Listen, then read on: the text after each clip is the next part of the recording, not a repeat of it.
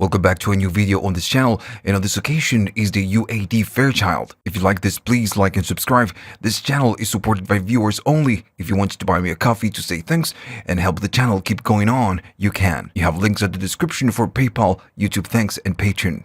So the Fairchild is a classic vintage Vari-Mu tube compressor. This is not transparent. It's a tube warm colored awesome compressor. In the UAD universe, when you get this plugin, you get the 660, which is a mono version of the 670, which was the stereo version. 660 and 670 are pretty much the same. They are a little bit different, especially when handling the threshold. And alright, so where to start? Well, the input gain decides how much input signal goes into the compressor. And since this is an emulation of a vintage gear, the signal needs to go through the components and the tubes. And I'm going to go all the way down to the threshold so there's no compression. Now, the more you drive, the more saturation and color you get. I'm going to be playing some drums, and I'm going to first turn this off. And when I turn it on, this is saturated, but also a little bit louder. If I go down on the input, we are inputting less gain, and the volume goes down, so you will need to adjust the output. And if you drive a lot, it's going to get really loud. You need to go down on the output. Now, one tiny trick with the UAD plugins, if you hold shift on your keyboard and use your mouse wheel, you can go down in small amounts.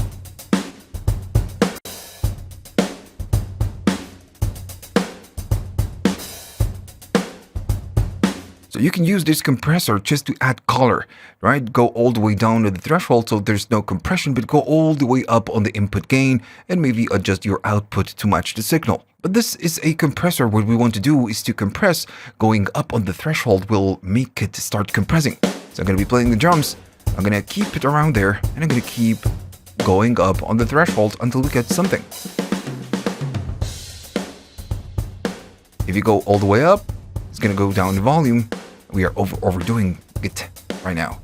I'm going to stay around here. If I turn it off, it's super quiet because I'm down on the output, so I'm going to need to go up. I want you to listen to the snares and the room mics.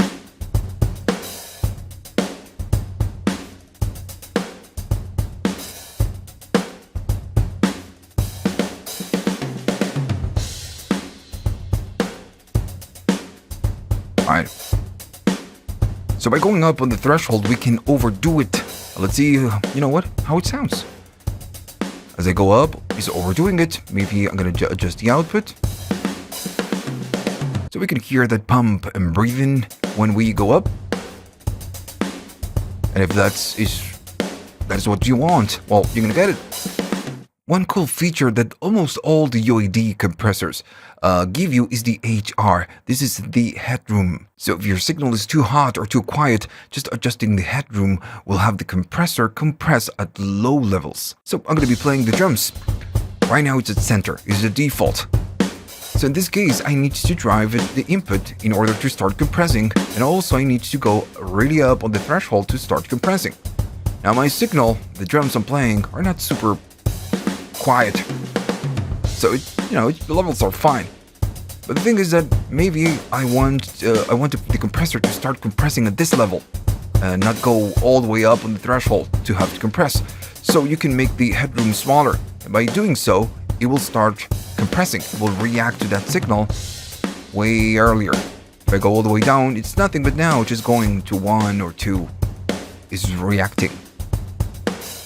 Or you can go the other way. If you go the other way, it's not going to compress because the headroom is super long. So it all needs to go up on the threshold a lot to get some compression going. If you think about this plugin could be on a track, maybe on the bass or guitars or whatever, or maybe it could be on the master bus. So the levels are going to be different, right? The compressor is going to react differently because you have different levels. But if you want to compress a little bit more evenly, you don't need to boost whatever goes into this compressor. You just adjust your headroom and that's it. Now we need to talk about the time constant.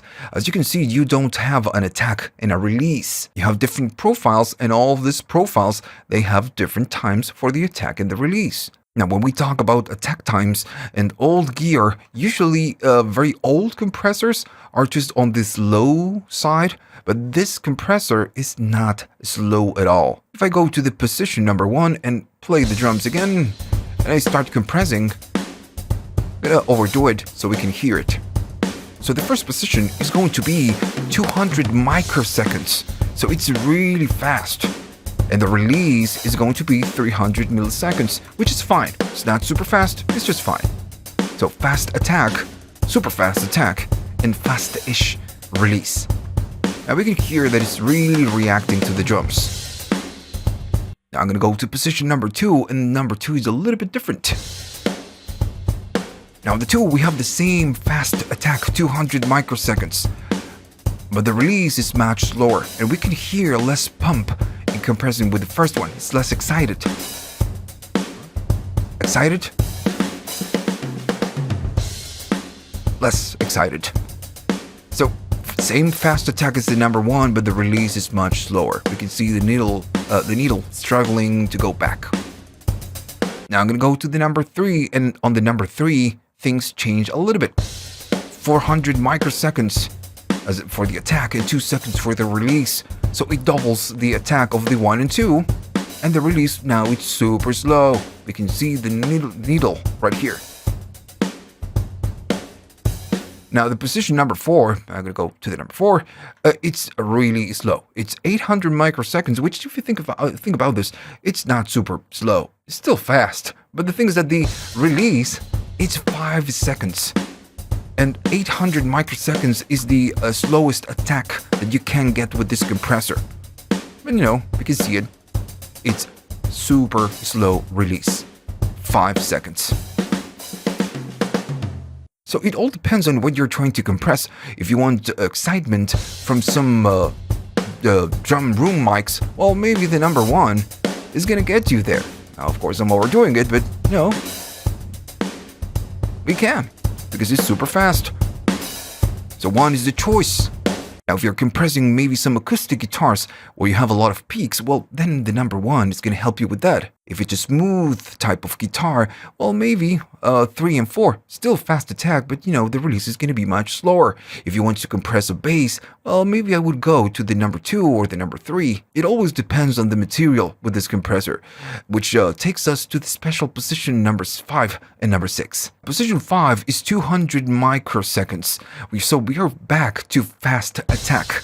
But if I play it, it's not the same as the number 1, and I'm gonna overdo it.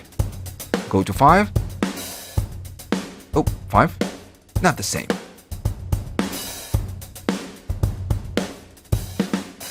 So on the number 5 is fast attack, 200 microseconds. But the release, it's program dependent. It's 2 seconds for transients and 10 seconds for multiple peaks. Now if I go to the number 6, the number 6 is 400 milliseconds. It's twice as fast than the number 5. But the position number 6 changes when we talk about the release is 10 seconds for multiple peaks and 25 seconds for consistently high level type of material. Now let's take the number 4 as a reference. And again, I'm overdoing it so we can hear the effect. I'm gonna go to the number 4. And remember that the number 4 is just 2 seconds. It's slow. Now the number 5, it's back to 2 seconds. Or maybe I'm just doing too much. Number 5 is 2 seconds. But it's a little bit faster than number 4. Number 4 in theory is just quicker than number 5. And it's because the 5 is program dependent. Depends on the material. Still, we know that the 5 and the 6 are pretty similar, but the 6 is slower than the number 5. But if I go to the number 6, there's that the compression is different. The release is faster. And it's, again, depends on the material. If we always take the 4 as a reference, we can just hear and see the difference on the metering.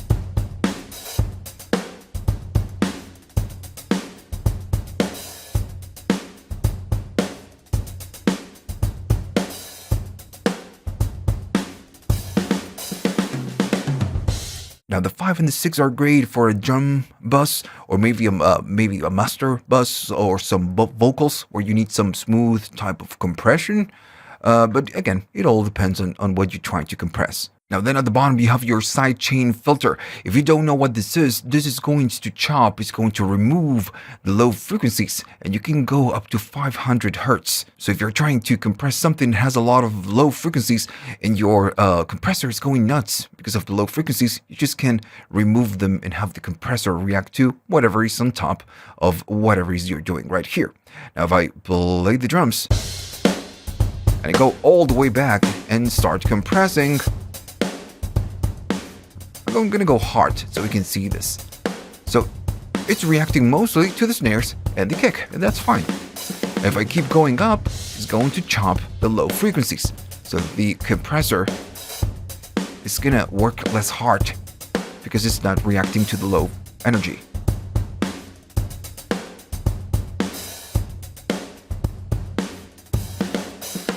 Really pumpy. Go up. And we get it. Now when you see the interface of this compressor, this section is a little bit confusing. You see sidechain filter and then S-chain, and you assume that they're maybe related, but no, this switch got nothing to do with this controls. We are gonna talk about this in a minute. Another thing that you get on this plugin, which is really cool, is that you get your mix control. So if you're, crushing it, I'm gonna crush it. Why not? I love it. You can go down at the mix, and you're basically doing parallel compression.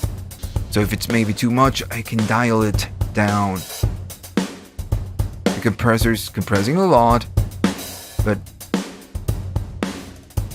we are blending the dry with the wet. At this point, I guess all the compressors, all the plugins at least, they have this, and I'm glad to see that on hardware units, we are getting the mix control, which is, again, something super useful.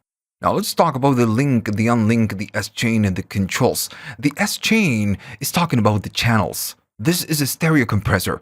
When the compression happens, the compression is even. So if I play the drums again and just start compressing, I want you to notice that the needles show us the compressor, that the compression is happening on stereo, because it's a stereo compressor.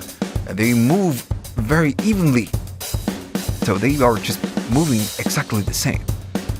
So this is what a stereo compressor will do. It will compress left and right evenly. But you can make this compressor work as a dual mono unit. That means that the left will react only to the left and the right will only react to the right. So I'm going to play the same drums, and we are going crazy now, right here. Now if I do S-chain, they're still, moving pretty evenly. But now the left is in charge of compressing the left side, and the right is in charge of compressing the right side. But since, this drum track, it's not super different when we are talking about left and right, this is still pretty even. What happens if I bring something that it's not super even? If I play the drums again, we can hear there's if you're using headphones or maybe good speakers, that most of the energy is on the left side. What I did, I just panned the snares and the kick to the left. If I start going up with the threshold, now the compression is a little bit different, because there's a lot of energy on the left side and not so much energy on the right. Now the thing is that when you do this, when I handle the controls, maybe I want to adjust the threshold and the input gain a little bit differently, right? But if I move them, they are linked. So this is what the other switch is going to do, is going to unlink the controls. So now I can move up each channel independently, the input gain or threshold or even the time constant. Right? Since we can move the knobs independently for each channel, this takes us to the next topic, which is going to be the AGC. Alright, so AGC, this is actually very simple. This means automatic gain control. And what it means is, by default, it's left and right, which is stereo, what we've been using. Now, if I move to the lat and vert, this is mid and side. This is what we know nowadays as mid and side compression. So now the left, now it's not left, it's going to be lat, is the mid, and the vert is going to be the side. Now, if I play some drums, the lat again is going to be the mid, and the vert is the sides. And now I'm compressing some drums. Most of the energy is going to be on mono, not on the sides. So the sides is just not a lot. So if you want to do a little bit more compression on the sides, you need to unlink the controls, and now you have independent control of the input gain, threshold, and everything else. So by going up on the sides, now it's just reacting a lot more to the sides. All right, so that's all it means, mid and side. That's all. Now, UAD modeled two different versions, and this is the tags. What you can see right here, it says cal and it says OWR, and they are clickable. If you click cal, it's going to use the calibration, the default calibration that they measured for the unit they did. They went to OWR, which is Ocean Wave Recording, is a very famous studio, and they tested their unit, and this is the setting that they had for the knee. Anyhow, you can, choose the curve yourself. But if you want always to go back to the default calibration, just click cal. Or if you want to go to OWR, it's gonna just click it and just go there. Now you can see right here the images. Going all the way to the right is going to be a very soft knee. All the way to the left is going to be a very hard knee. You're going to be doing limiting pretty much. So measuring this, the soft knee and the hard knee, this is what you get. The red line is the softest knee that you can get. And the other one is the hardest that you can get with this plugin. So if I play something and I have it all the way to soft, the threshold is going to react a little bit differently. And I'm doing lat vert. I'm going to go to left and right and link the controls. And I'm going to start compressing. And, that's fine. But now, if I go to hard knee, it's not even reacting to my input signal. And it's because when you change it, you're kind of changing the headroom right here. And it works just like in 1176. When you choose different ratios, you will need to either input a little bit more or just go up on the threshold to start, compressing. And now it's just compressing a little bit more. And right here, if you're going to a hard knee, maybe the HR is going to help me. Right? So this is why this is so useful. And I can go a little bit down on these knobs and get the job done. Alright, so that's it. You can use this compressor on pretty much anything. Vocals, guitars, basses, drum bus, master bus. And 50, 60 years later, we are still talking about this compressor. There's a reason. Alright, so if you liked all of this and maybe you learned something new, please like and subscribe. This channel is supported by viewers only. If you want to buy me a coffee to say thanks and help the channel keep going on, you can. You have links at the description for PayPal, YouTube thanks, and Patreon. So see you on the next one.